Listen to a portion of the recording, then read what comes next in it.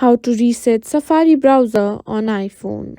If you're having issues with Safari on your phone, or maybe you just want to reset it for a fresh start, you've come to the right place. In today's tutorial, I'll show you how to reset Safari on your iPhone. We'll go through clearing history, cookies, and other settings to get Safari working like new. First, grab your iPhone and open the settings.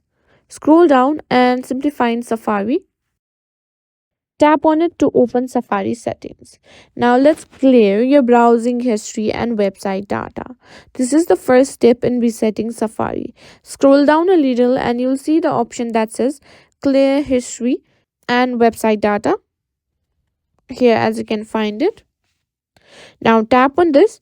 A confirmation message will pop up asking if you're sure you want to clear all history and data. This will remove your browsing history, cookies, cache, and other website data. Simply click on clear data, and that's it. All your browsing history, cookies, and stored website data will be cleared.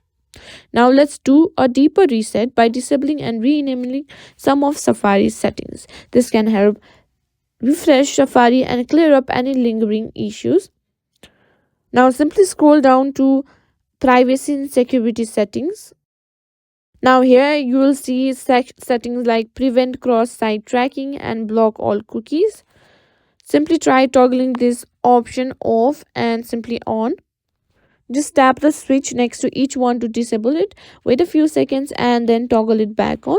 This helps refresh the privacy and security settings, which can improve your browsing experience. And that's it. You've successfully reset Safari on your iPhone and refreshed all its settings.